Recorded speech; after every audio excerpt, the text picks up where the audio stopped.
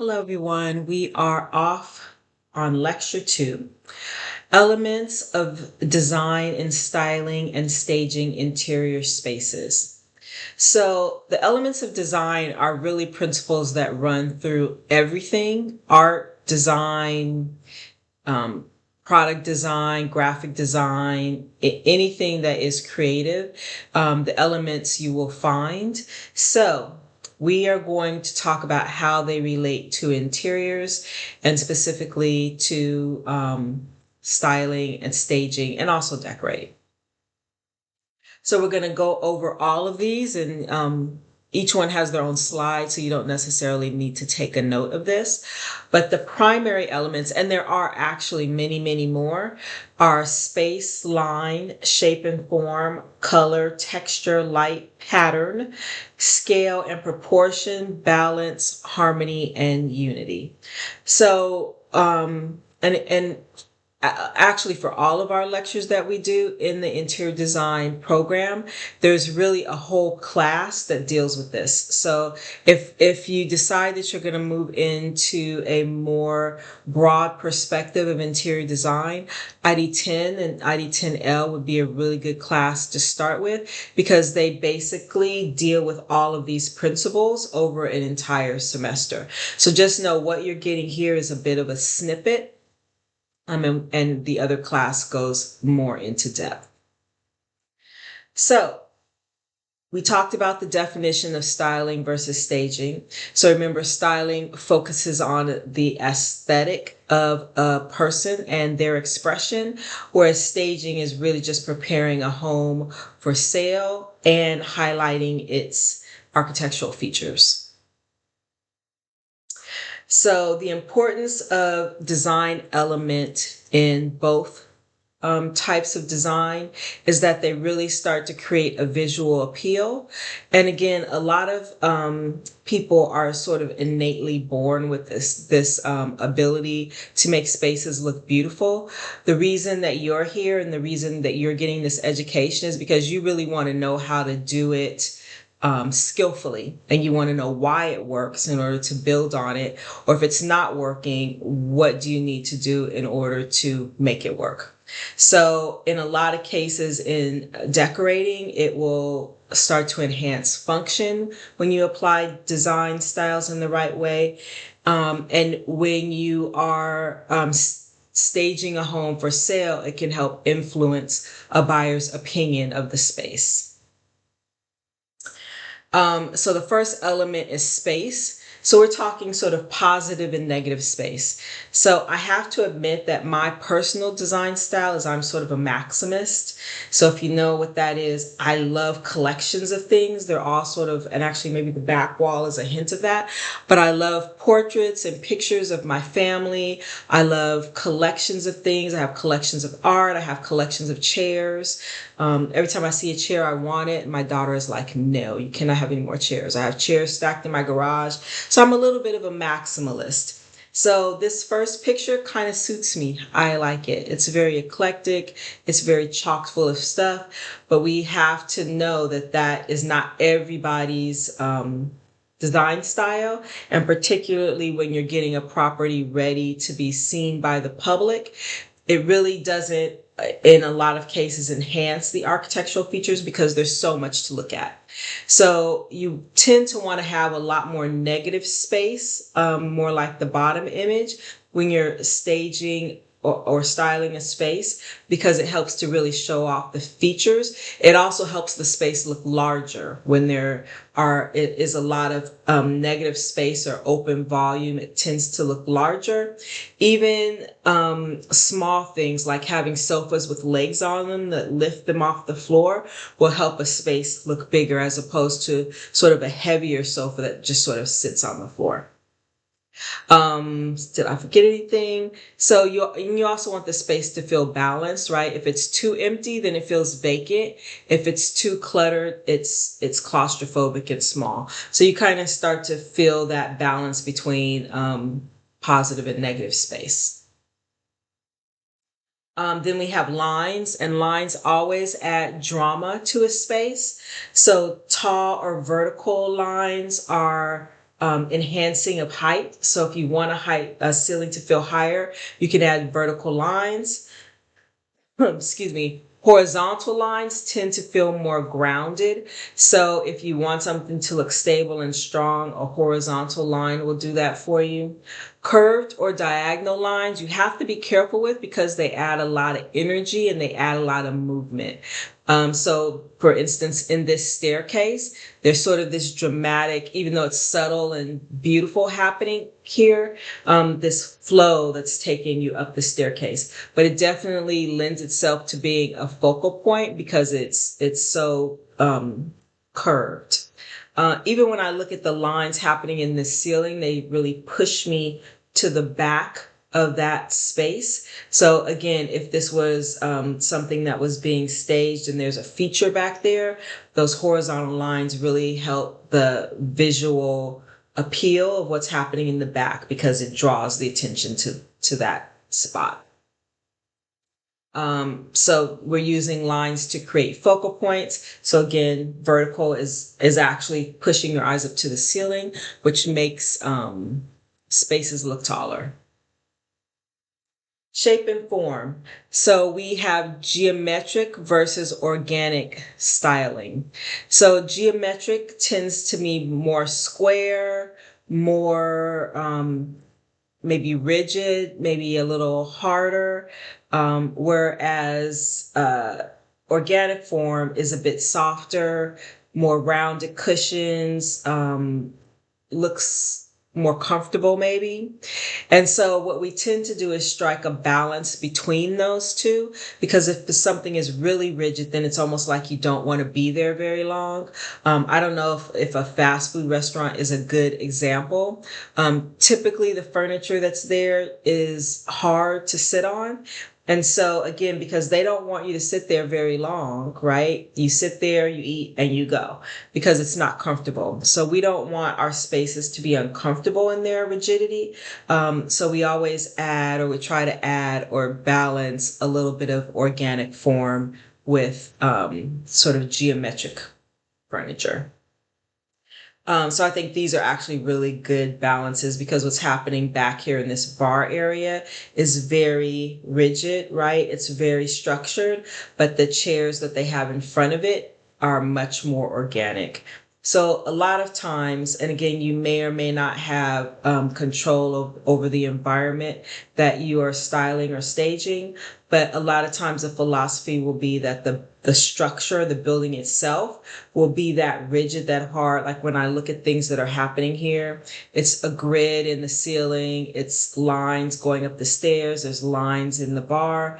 But the furniture itself is much more soft. So that tends to be a strategy. But what's actually also very nice is that the light fixtures that are happening in the ceiling are globes, and they bring back that feeling of softness into the ceiling so that there's some link of this organic form.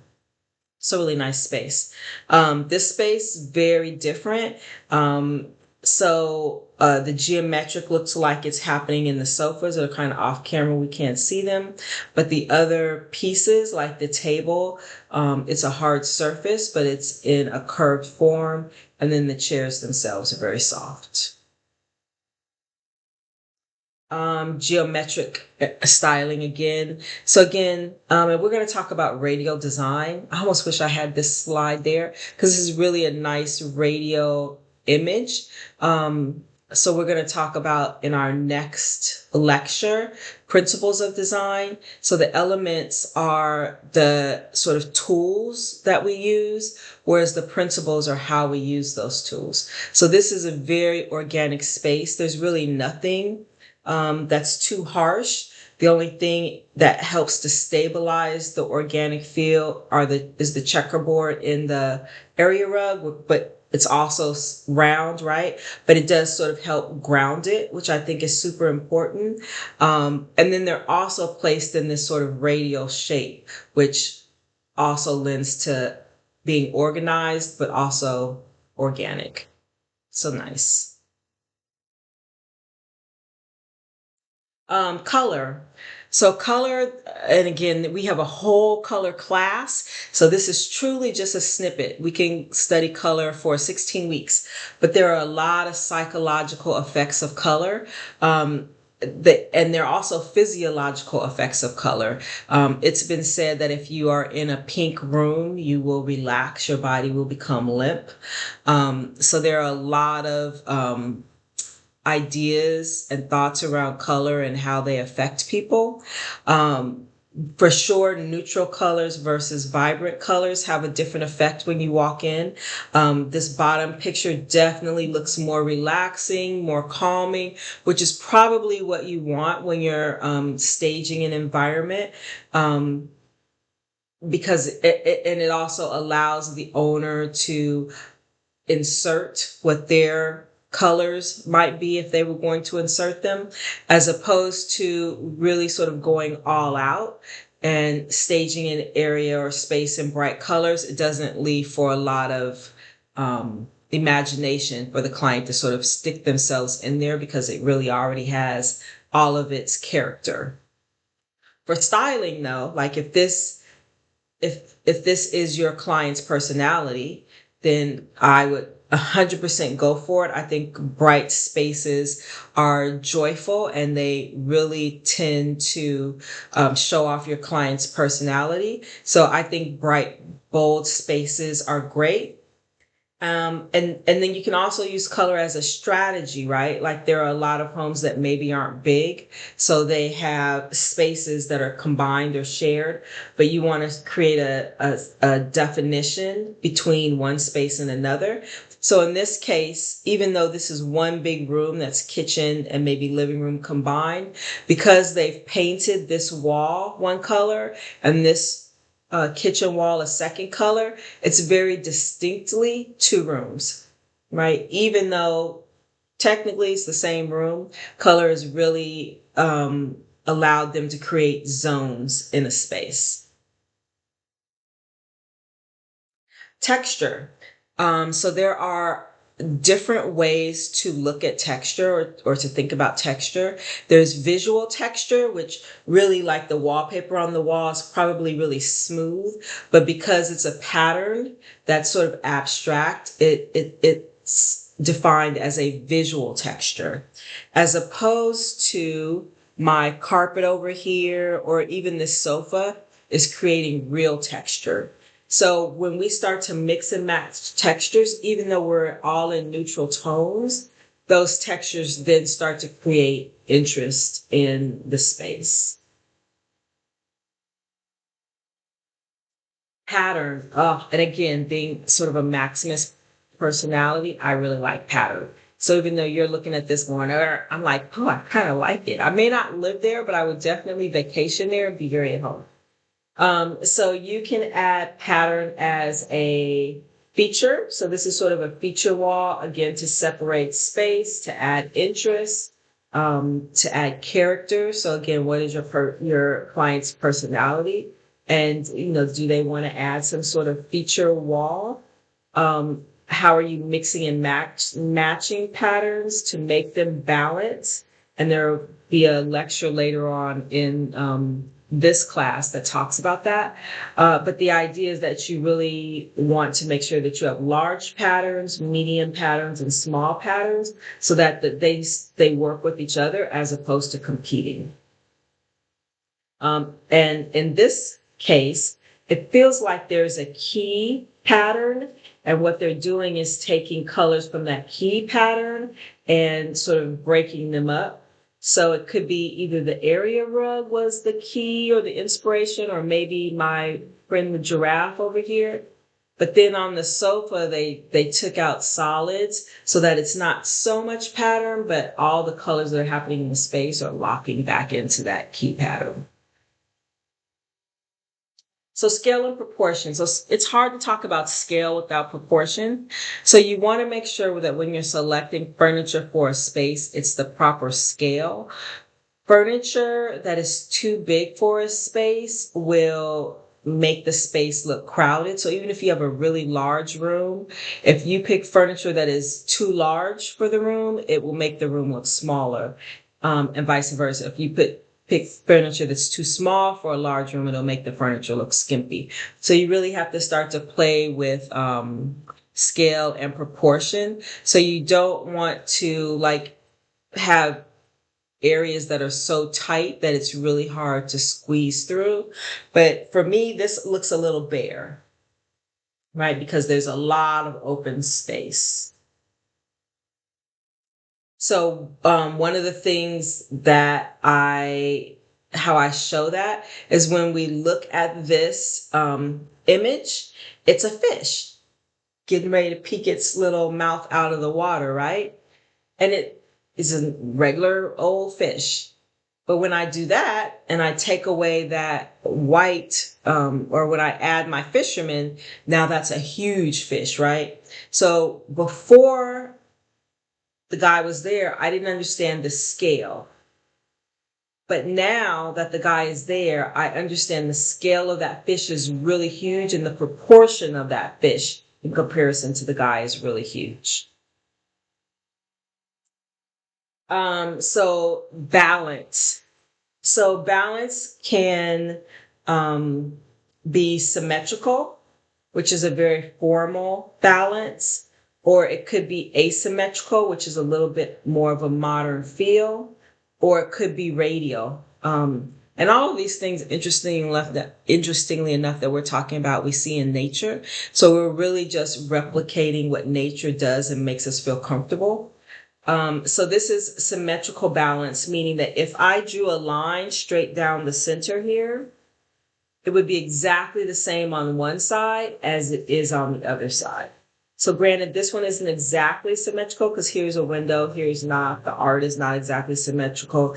But for the most part, the space itself is symmetrical.